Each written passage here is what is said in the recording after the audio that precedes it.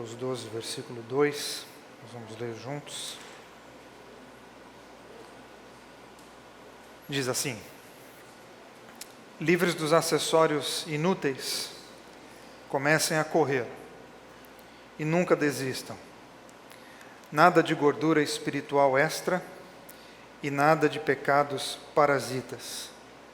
Mantenham os olhos em Jesus, que começou e terminou a corrida de que participamos. Observem como ele fez, porque ele jamais perdeu o alvo de vista, aquele fim jubiloso com Deus. Até aí. Nosso desafio é conversar esse mês sobre perseverança. Eu digo desafio porque nós estamos nos minutos finais do ano. E eu acredito que esse final de ano, esse clima de final de ano, ele pode gerar coisas boas em nós. Acredito que o calendário, o fim do calendário, essa sensação de fim, pode nos incentivar a fazer algumas reflexões da nossa vida, como que vivemos esse ano, coisas boas que fizemos, coisas ruins que fizemos, coisas boas para manter, perseverar, e coisas ruins para a gente jogar fora e parar de fazer. Acredito que seja importante, mas é também verdade que esse período pode gerar em nós, em mim e em você, alguns sentimentos que também são extremamente perigosos.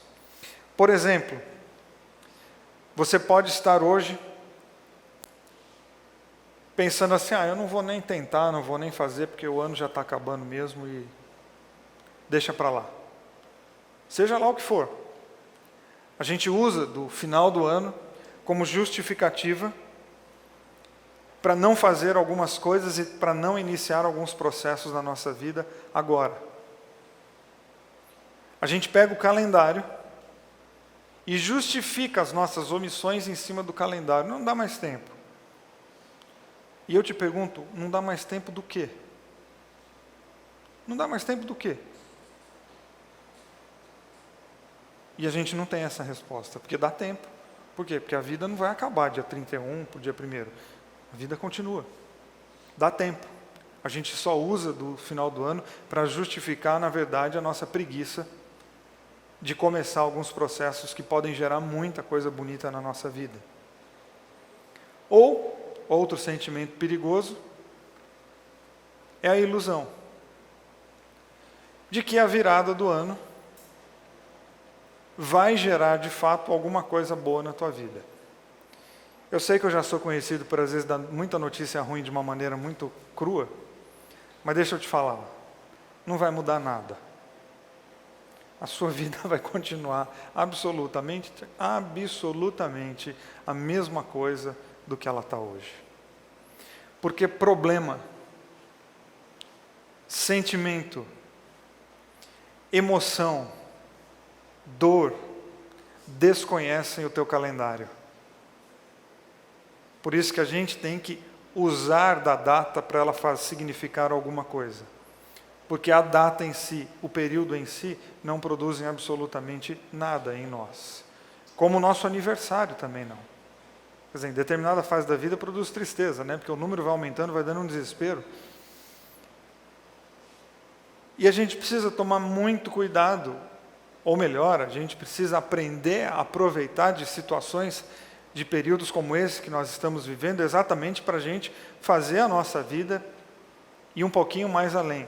Se apropria do momento para quê? Vou de fato aproveitar esse clima de fim de ano e vou questionar a minha vida, vou abrir os porões do meu coração, vou puxar gavetas que há muito tempo estão trancadas, vou aproveitar o clima do Natal e vou ser mais amoroso com as pessoas. Depois dessa eleição, aí a gente tem um monte de gente para pedir perdão, não é não? Vou aproveitar esse clima para acertar as contas. Não, aproveite do momento, aproveite, faça, mas é você que tem que fazer o momento ter algum significado. Por quê? Porque a data em si tem significado algum, porque nós é que damos valor para as coisas, momentos e dias que nós vivemos. A vida muda, é verdade, a nossa vida muda muito, e ela pode mudar para o bem, pode mudar para melhor, mas para isso a gente precisa perseverar em coisas que de fato são boas. Eu postei essa semana na minha rede social, no Instagram, o seguinte, que resistência pode ser uma virtude e resistência pode ser um problema. Por exemplo, há pessoas que são resistentes diante dos dramas da vida, diante dos problemas da vida, e porque são resistentes, elas superam, porque elas são resistentes. Mas há pessoas que são resistentes, por exemplo, em admitir que precisam mudar de comportamento. Há pessoas que são muito resistentes em admitir que viveram um ano muito ruim. E exatamente porque elas são resistentes, elas acabam se tornando prisioneiras de si mesmas, e elas não conseguem mudar de vida. Viver dá muito trabalho, não? Só a palavra resistência, ela tem alguns significados. Você tem que ser resistente diante da dor, mas você não pode ser resistente diante das suas chatices. Olha só. Você tem que ser resistente diante das ondas que a vida apresenta a você, mas você não pode ser resistente diante das teimosias. Você precisa colocar seus argumentos no chão para viver alguma coisa diferente. Isso pode parecer assustador, mas isso também pode ser encantador. A vida é cheia de possibilidades, a gente tem a oportunidade de um ano novo, de viver essas grandes variáveis, sabendo que o nosso ano pode ser muito legal e o nosso ano pode ser uma tragédia.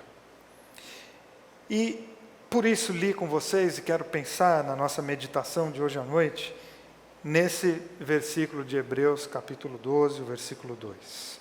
E eu começo fazendo uma pergunta, ou continuo fazendo uma pergunta para você. Será que você não está gerando na tua vida os seus próprios pesos? Porque final de ano está todo mundo cansado. Os acúmulos, as questões, as discussões, aquilo que a gente deixou de fazer, as nossas próprias culpas, as nossas condenações, a gente já está meio cansado. Mas eu te pergunto, será que você está aqui hoje à noite? E muitos dos pesos que você tem no teu coração não foi você mesmo que gerou, e não é você mesmo que está resistente em deixar esse peso? O texto que a gente leu compara, faz a metáfora da nossa vida com uma corrida. E não existe corredor, se tem corredores aqui, sabem. Não tem como você se tornar um corredor, mesmo que seja de rua, assim, tranqueira como eu, sem você trabalhar muito a tua perseverança.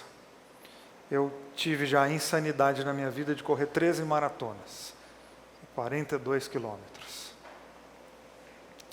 180 metros. Não despreze esses 180 metros, por quê? Porque eles são depois de 42 quilômetros. Então todo mundo fala, mas 180 metros não serve para nada. Eu também acho, mas colocaram lá e eles são os mais difíceis. Ninguém completa 42 quilômetros, 180 metros sem perseverança. É impossível. E entre outras coisas que você precisa para conseguir correr mesmo, você precisa se livrar de pesos. Esses que a gente carrega mesmo sem querer. Que insistem em nos rodear, como diria o Lulu. Não, a gente tem que se livrar de todo tipo de peso. E o escritor aos Hebreus está fazendo e brincando com a metáfora, e a gente pode se divertir muito com ela aqui, pensando, de fato, a minha vida é uma corrida, não tem como eu me livrar de alguns pesos, mas vamos combinar, existem muitos que a gente está carregando sem nem perceber, e muitos nós estamos carregando porque a gente gosta deles, mas eles fazem tão mal. E por que é que a gente resiste tanto em jogar isso fora? A vida já é pesada por si só. A gente já decidiu morar em São Paulo, que já deixa tudo um pouco mais difícil. E não bastasse isso, a gente ainda fica apegado, e a gente ainda fica atraído, e a gente ainda fica dando moral, e a gente fica ainda dando atenção para coisas que deixam o nosso caminhar cada vez mais pesado. E ele usa então uma frase na versão a mensagem que é: livre-se dos acessórios inúteis, nada de gordura espiritual extra e nada de pecados parasitas. Então é verdade que às vezes a vida se torna pesada por coisas que estão além do teu controle.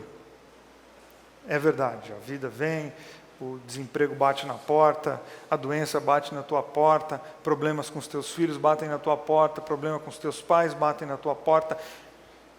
Muita coisa, de fato, não está no nosso controle, mas tem muitas questões que elas estão exatamente na nossa mão e a gente insiste em ficar preso a elas. A gente insiste em manter elas bem pertinho da gente. E a gente não saca que muitos dos nossos infernos são mantidos por nós mesmos. A gente não percebe que muitas das nossas maiores dores são patrocinadas pela nossa própria teimosia, pela nossa própria resistência. Nós somos resistentes em admitir que tem muita coisa pesando na nossa vida e que eu tenho que simplesmente dizer, vai, porque num primeiro momento é até gostoso, mas está cobrando caro no final do ano e eu não quero carregar isso de novo, então vai. E a gente pode pensar, a gente pode trabalhar isso em diversas áreas da nossa vida, por exemplo, a nossa vida financeira. A gente precisa de muita maturidade para lidar com a vida financeira. E a gente precisa de muita sinceridade, por vezes, em reconhecer que nós somos extremamente infantis com esse negócio que chama cartão de crédito que dão para a gente.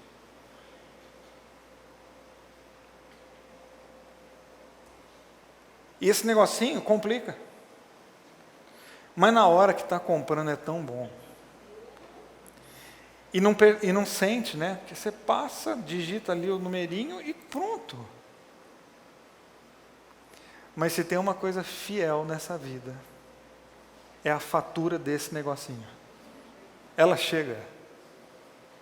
Ela chega e a gente olha para ela, ou a gente finge que não vê, e a gente começa a complicar a nossa vida exatamente porque nós somos resistentes em admitir que a gente tem algo que a gente não deveria ter. Porque se aquilo te faz pecar, disse Jesus, joga fora. Pô, mas você está sendo muito radical. Não, eu acho que quando Jesus falou, olha, se o teu olho te faz pecar, arranca ele fora, ele não está falando do olho, óbvio que não.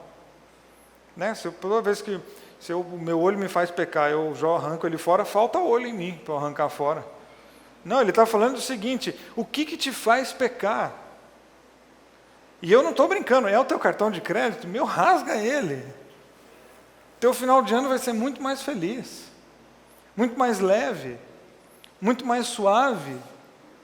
E a gente pode agora trocar o cartão de crédito para qualquer outra coisa. O que te faz pecar? Joga isso fora. Por quê? Porque isso aí se tornou um pecado parasita, que está o quê? Roubando a tua paz. E você está resistindo, dizendo assim, mas eu gosto tanto. Você gosta, mas está levando você para uma vida extremamente pesada. E lembra, você não está vivendo, você agora está numa corrida. Para que carregar peso extra? Então eu tenho que ter resistência para correr? Tenho. E não posso ter resistência em abrir mão das coisas que eu gosto, mas que em última análise estão me prejudicando absurdamente. Estou brincando aqui com a questão do cartão de crédito, porque a maioria de vocês tem, e eu não quero falar de uma coisa tão pessoal. Mas você pode aplicar isso para tantas outras coisas da tua vida. De coisas que você sabe estão roubando a tua paz, estão atrapalhando talvez a tua família, estão atrapalhando talvez o teu relacionamento, e você insiste em ficar preso com isso aí. Você está numa corrida e eu te pergunto, por que é que você está carregando aquilo que você deveria jogar fora? E a questão financeira, a gente cai nesse negócio chamado status, né? Porque a gente vive preocupado com imagem, a gente vive preocupado com aparência. E aí eu te pergunto, de que vale a tua imagem durante o dia se você não consegue dormir à noite? A coisa mais gostosa da vida é colocar a cabeça no travesseiro e dormir. É muito mais legal do que parecer ser alguma coisa que você não é enquanto você está acordado. E a gente precisa tomar cuidado, porque talvez a minha questão não é o cartão de crédito. Qual que é a minha questão? A minha imagem. Por que é que você está tão preocupado com a tua imagem? Por que é que você está tão preocupado com a opinião dos outros? Será que não é esse o teu problema? E será que não é isso que está deixando a tua vida tão pesada? E será que não é isso que você está com tanta resistência de dizer, eu não quero mais viver para agradar a torcida, eu quero viver para ter o meu coração em paz? Então a gente precisa admitir, nós carregamos pesos inúteis. Esse processo de maturidade é admitir. E quem frequenta bastante a quinta-feira sabe, e eu já digo e repito, não existe cura sem admissão. Não existe. Você quer ser curado, você quer viver alguma coisa diferente, você quer entrar num processo novo de vida, isso não vai acontecer enquanto você não admitir, Eu preciso mudar nessa e nessa área. Enquanto você não assumir uma maturidade emocional de dizer, eu estou errado, você não vai viver uma vida nova. É impossível. Porque não se resolve problemas existenciais jogando coisa para debaixo do tapete, porque na vida não tem tapete que aguente tanto problema que eu e você enfrentamos. Então, ou uma hora eu tenho a maturidade de dizer, eu estou errado, eu estou doente, essa área da minha vida eu não dou conta e preciso de ajuda, ou você faz isso, ou você coloca a resistência no chão, ou você não vai conseguir viver alguma coisa diferente. E a metáfora da corrida é o quê? Você tem uma corrida para cumprir. Você pode emagrecer e fazer essa prova, mas você também pode colocar uma mochila com pedra nas costas e correr com a mochila assim, lotada de tijolo. Aí eu te pergunto, para quê? Porque é permitido, você pode se inscrever numa maratona e pegar uma mochila, encher ela de paralelepípedo e vai. 42 quilômetros com paralelepípedo nas costas. Alguém fala assim, meu, tu é tonto. E a gente não percebe, a gente faz isso com a vida. E a gente atravessa, e uma hora a gente está se arrastando, e algumas coisas que alguém talvez de fora vai dizer, escuta, por que você não larga isso aqui? E a gente não larga, às vezes, simplesmente por um padrão de repetição. Não, mas é porque eu fiz isso quando eu tinha 15 anos, aí eu fiz de novo com 17, com 20, agora estou com 30, ou agora estou com 40, estou com 50, sempre fiz assim, e sempre foi assim. E às vezes a gente se esconde na mãe, né? Porque minha mãe sempre fez assim. E aí vai para a avó já fez assim, a tua avó já morreu. Ela nem está aqui mais, é culpada. E porque a vovó fez, talvez funcionou para ela, não significa que vai funcionar para você. E a gente prefere arrumar justificativas, ao invés de arrumar coragem para deixar algumas coisas. Não persevere em nenhum hábito que está oprimindo a tua vida. Coloque seus argumentos no chão e assuma, sim, eu estou vivendo nessa área da vida de uma maneira absolutamente incoerente, inadequada e desnecessária. Porque vai grudando. As coisas vão grudando em nós e a gente não percebe. Todos os eventos que a gente passa na vida, eles marcam a gente de alguma maneira, sabia? É impossível você viver uma experiência e passar por ela indiferente, quase todas. O nascimento de uma criança na tua família altera a vida da família. A morte de alguém da família altera. Você visitar um lar de idosos altera a tua vida, altera a tua percepção, altera. Todas as experiências que a gente vai tendo na vida vão alterando e vão grudando. E algumas coisas vão grudando, coisas boas, e elas vão nos orientando, mas por vezes vão grudando também coisas horríveis. E quantas coisas horríveis que a gente ouve, quantas experiências que a gente lida, e aquilo, por mais que eu não tenha contato tão grande, fica um residualzinho na minha vida. Então fica 100 gramas ali, 2 gramas aqui, 1 quilo ali, 1 quilo ali. Chega uma hora que eu estou travado, encurvado da vida de tanta coisa que grudou e eu simplesmente não dei conta. Outras eu gosto, outras eu não percebi, e a vida se torna extremamente pesada, mas a gente está numa corrida. E na corrida eu preciso ficar o tempo todo atento. O que eu estou carregando que está simplesmente deixando com que fique cada vez mais difícil. Existem algumas práticas que fazem mal. E curiosamente nós nos adaptamos a elas. E a gente dá a isso o nome de zona de conforto. Já pensou? Existem coisas que roubam a nossa vida, complicam o nosso dia a dia, e aí acho que para a gente não ter que se sentir tão mal, a gente dá um nome legal, que é zona de conforto. Conforto? Não, isso não é conforto. Eu brinco sempre com as pessoas, conforto é você ir para uma praia na Bahia, estender uma rede entre 2 coqueiros, passar lá descansando, à noite alguém faz uma massagem em você, é zona de conforto, aí é mesmo. Não, a gente chama de zona de conforto, essa mania nossa de começar a carregar coisa, e a gente está tudo torto, falando, meu, solta isso. Não, eu consigo correr. E a gente vai correndo todo arqueado. Meu, joga isso fora. Não, eu aprendi a correr assim, mas não precisa. E a vida vai ficando cada vez mais pesada, cada vez mais pesada. E o que acontece é que a gente se torna escravo da nossa falta de critérios. Porque a gente vai vivendo. Ou num português mais claro e mais mal educado, a gente engole o que a gente deveria vomitar. A gente vai aceitando, a gente vai aceitando, a gente vai aceitando. E existem coisas que falam assim, não, isso aqui eu não vou engolir, isso aqui eu vou vomitar. Porque quando alguma coisa está fazendo mal, a gente vai lá e enfia o dedão na goela, para quê? Pô, põe para fora logo isso aí. Joga fora. E eu espero muito que enquanto eu estou falando isso, você já esteja fazendo um monte de conexões, mesmo que você esteja extremamente chateado comigo. Ou para de falar que eu não aguento mais, já sei do que você está falando, entendi. A gente precisa disso. De algumas ideias, de algumas palavras que de repente vão jogando luz e falam assim, eu entendi. Eu entendi o que é o parasita que está em mim. E que eu permiti. E essa que é a questão que a gente precisa tomar cuidado. As coisas que são parasitas em nós, elas têm a nossa permissão. Como é que eu vou permitir uma coisa que mata se instaurar dentro do meu coração? Por isso que a gente precisa vira e mexe na vida de um confronto. Por isso que vira e mexe na vida a gente precisa de um conflito. Por isso que o fim de ano pode ser importante, para a gente gerar um conflito. Fiz uma pergunta aqui em alguma dessas séries de mensagens nesse semestre em que estive aqui na quinta-feira. Que a pergunta era, acho que era lá para setembro, e eu perguntei para as pessoas que estavam aqui o seguinte: vale a pena viver até o final do ano da mesma maneira como você viveu o começo do ano? E eu pergunto para você hoje de novo, vale a pena você viver o próximo ano da mesma maneira que você viveu esse ano? Você precisa responder isso.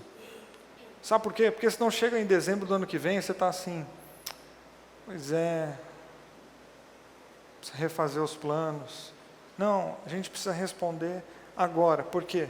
Porque o sentido da nossa vida, ele é decidido exatamente no dia de hoje. A gente decide o sentido da vida no nosso dia a dia. Vocês sabem que eu gosto demais dessas frases de para-choque de caminhão, né? Já preguei isso 1000 vezes aqui, que eu adoro frasezinha dessas de... Quando eu era adolescente, meu pai comprava para mim a 4 rodas, e a última página da 4 rodas, quando eu era adolescente, hoje eu não sei porque eu não assisto, não leio mais, era só para-choque de caminhão. E um dos para-choques de caminhão, a Bíblia tem um livro, né, chama Livro de Provérbios, que é um livro só de para-choque de caminhão.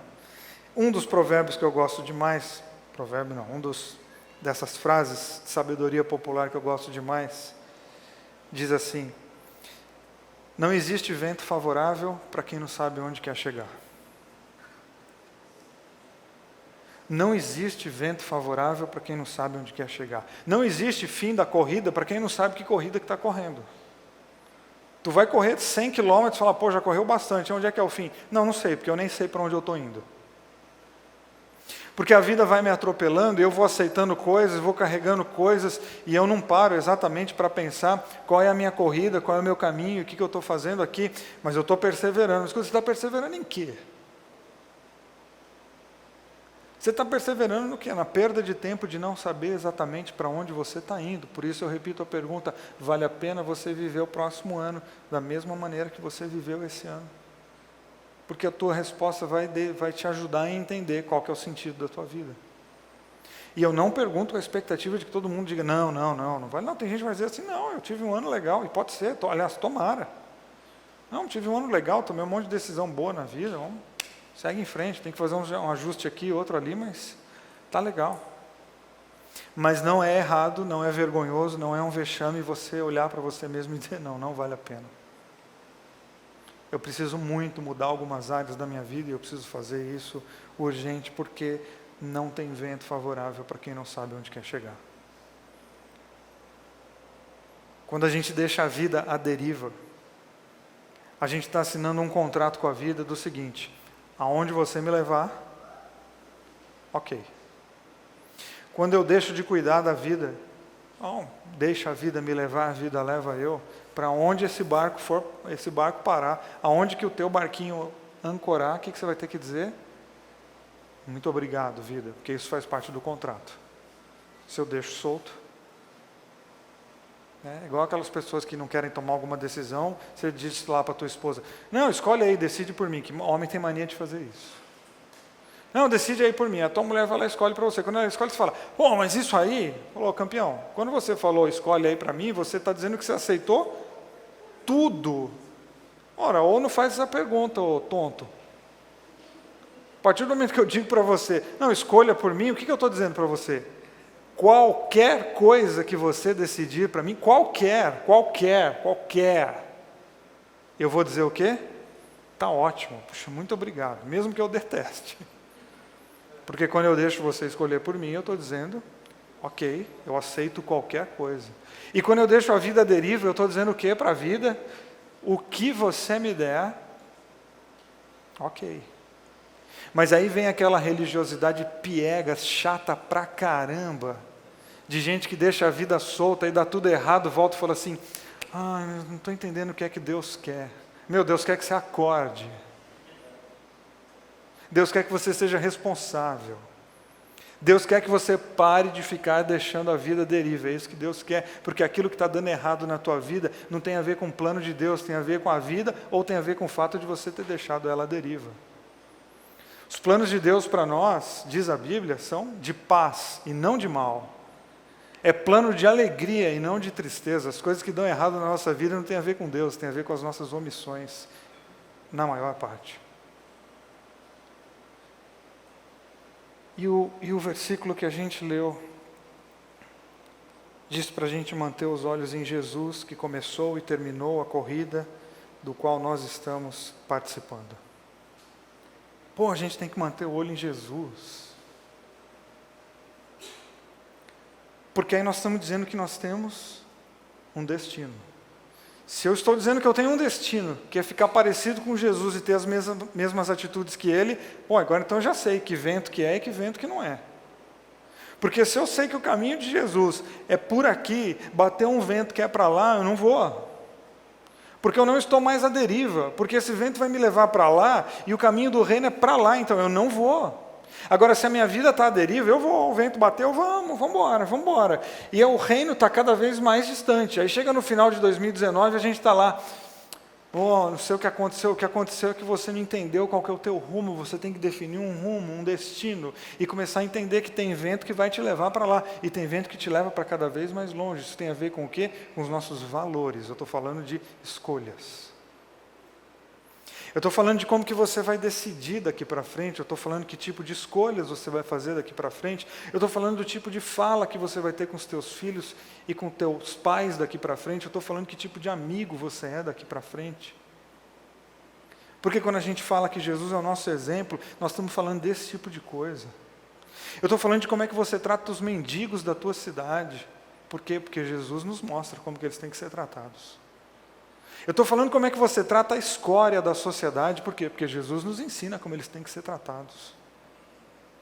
Porque a gente coloca essa meta de Jesus, uma coisa espiritual lá em cima, e a gente flutua, e a gente, não, o reino de Deus é pé no chão. O Evangelho de Marcos começa dizendo, sabe o quê? Arrependei-vos, o reino de Deus está entre vós. Onde que é o reino de Deus na nossa cabeça? Pô, o céu, que a gente voa e vai lá, isso é o céu. O reino de Deus está entre nós. O reino de Deus não é um lugar para onde você vai. O reino de Deus é uma maneira como você vive, aonde você está. A tua responsabilidade, na verdade, como pai, sabe qual é? Fazer com que o céu chegue um pouquinho mais na tua casa, porque você está se dizendo embaixador do reino de Deus, representante, e que o teu destino é Cristo, então a tua casa tem que ser um fragmento daquilo que é o céu. Então a gente tem que manter os olhos em Jesus e a gente tem que levar isso às últimas consequências. Inclusive para termos um referencial de perseverança. Porque mais do que um referencial de vitória, Jesus é de perseverança. Porque Jesus foi traído, Jesus foi humilhado, Jesus foi negado e Jesus morreu numa cruz. Nós não estamos falando de vitória o tempo todo, nós estamos falando de perseverança, mesmo quando eu sou traído, quando eu sou humilhado, quando eu sou negado e quando eu sou colocado numa cruz. É um referencial do quê?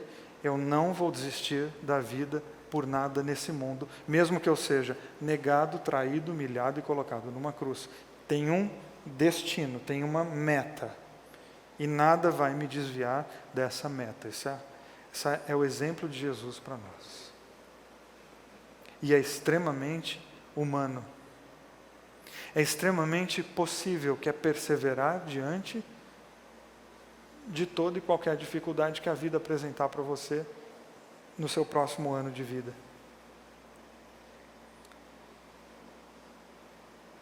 Então, olhar para Cristo não é flutuar. Olhar para Cristo é colocar o pé no chão e pedir perdão. Olhar para Cristo é colocar o pé no chão e perdoar. É estender a mão, é ter misericórdia, é entender que a humildade é felicidade, é entender que ter fome e sede de justiça é uma virtude do reino, é entender que os humilhados serão exaltados. Leia lá as bem-aventuranças todas e no final você vai dizer, esse aqui é o meu destino. Ou seja, nós estamos numa corrida, nós temos coisas que grudam em nós e outras que nós pegamos, e carregamos elas vida fora desnecessariamente. E o reino de Deus é exatamente, abre a mão, joga isso fora, alivia a bagagem. Por quê? Porque você tem uma corrida pela frente. E fique muito esperto na tua meta, porque sim, a vida tem a capacidade de roubar as nossas metas, os nossos destinos e o nosso foco. Então, vira e mexe, eu tenho que atualizar. Vira e mexe, eu tenho que trazer a memória. Vira e mexe, eu tenho que colocar de novo no coração para onde eu estou indo e que tipo de pessoa que eu quero ser. Como que será o próximo ano? Eu não faço a menor ideia. Mas eu sei como eu posso ser no próximo ano. Como que vai ser o seu próximo ano? Você não tem poder sobre as circunstâncias, mas você tem poder sobre uma coisa muito maior. Sabe o que é? Os teus comportamentos. Como é que vai ser o teu próximo ano? Eu não sei, mas eu sei como você pode ser no próximo ano. Uma pessoa que persevera exatamente naquilo que diz acreditar. Você está dizendo que você está numa corrida e que você decidiu correr rumo a Cristo. O que é isso? É uma metáfora para dizer, eu sou um ser humano tentando ficar cada vez mais parecido com Jesus. Essa tem que ser a nossa grande busca e perseverarmos nisso. A gente vai errar, a gente vai cair, a gente vai escorregar, mas quando a gente mantém os olhos fixos nele e a perseverança nutrida no nosso coração, certamente o final do próximo ano, a gente vai olhar para trás e vai dizer, que bom. Que bom, porque entre perdas e ganhos, entre dores e alegrias, entre frustrações e realizações, eu fiquei um pouquinho mais parecido com ele. E quando a gente fica um pouquinho mais parecido com ele, o céu fica um pouquinho mais perto da gente. Fique em pé que eu quero orar com você.